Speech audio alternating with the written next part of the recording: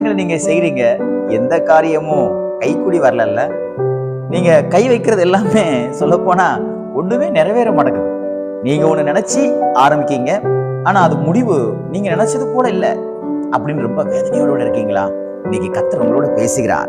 2 நாளாகமத்தின் புஸ்தகம் 26ஆம் அதிகாரம் 5வது வசனத்துடைய கடைசி பகுதி இப்படியாக சொல்கிறது, கர்த்தரை தேடின நாட்களில் தேவன் அவன் காரியங்களை வாய்க்க செய்தார்.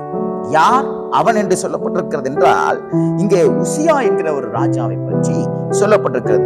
அவன் எத்தனை வயதிலே அவன் தேவனுடைய அவன் ராஜாவாக மாறுகிறான் என்றால் 16 வயதிலே ராஜாவாக மாறுகிறான். 16 வயசு பிள்ளைக்கு என்ன ஞானம் இருக்கும், எப்படிப்பட்ட ஆட்சியை செய்ய முடியும் அப்படின்னு உங்களுக்கு சில யோசனைகள் இருக்கலாம்.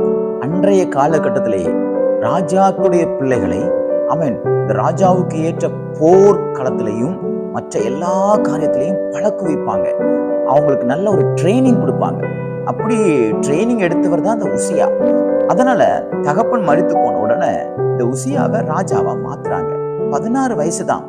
நல்லா புரிஞ்சுக்கங்க, அவங்க அப்பாவோட வயசு என்ன, இவரோட வயசு என்ன, நீங்க கால்குலேஷன் பண்ணும்போது கணக்கிடும்போது எட்டாத உயரமா இருக்குது.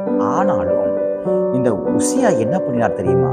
நான் சின்ன வயசுல ராஜாவா இருந்தாலும், நான் எல்லா கலைகளும் தேறினவனாக இருந்தாலும், கற்று தேறினவனாக இருந்தாலும், என்னுடைய காரியங்களை வாய்க்க செய்யறதுக்கு நான் கர்த்தரை தேடணும். அந்த முடிவெடுத்து கர்த்தரை தேடினா இருந்த உசியா ராஜா. எனக்கு அன்பான தேடு பிள்ளைகளை, உங்க காரியம் எல்லாம் வாய்க்கணும்னா ஒரே ஒரு ரூட், ஒரே ஒரு வழி, ஒரே ஒரு வாய்ப்பு, ஒரே ஒரு காரியம் செய்ய வேண்டும். கர்த்தரை தேட வேண்டும். கர்த்தரை தேடும் போது உங்க காரியங்கள் எல்லாம் கைக்கூடி வரும். நிச்சயமா வரும். உங்க வேலை உங்களை கைக்கூடி வரும். நீங்க எதிர்பார்க்கிற பணம் உங்களுக்கு கைக்கூடி வரும். நீங்க எதிர்பார்த்திருக்கிற வீடு உங்களுக்கு கைக்கூடி வரும். நீங்க எதிர்பார்த்திருக்கிற திருமண வாழ்க்கை கைக்கூடி வரும். நீங்க என்னென்ன காரியங்கள் எல்லாம் கைக்கூடி வர வேண்டும் என்று பிரயாசப்பட்டு கொண்டிருக்கீங்களோ, உங்க மூளையினால செய்ய முடியாதது, உங்க திறமையினால செய்ய முடியாதது, உங்க படிப்பினால செய்ய முடியாததை நீங்க கர்த்தரை தேடும் பொழுது அவைகள் வாய்க்கும். அவைகள் நிச்சயமாய் நிறைவேறும். அப்ப நீங்க என்ன செய்ய போறீங்க? கர்த்தரை தேடணும். மனுஷங்களை தேடாதீங்க, அதிகாரங்களை தேடாதீங்க, பவரை தேடாதீங்க. அவங்களுக்கு அந்த வலிமை இருக்கு, அவங்களுக்கு இப்படிப்பட்ட காரியங்கள் இருக்குது, அதனால அவங்கள தேடுனா இதெல்லாம் காரியம் சாத்தியமாகும். No no no no. நீங்க முதலாவது கர்த்தரை தேடுங்க.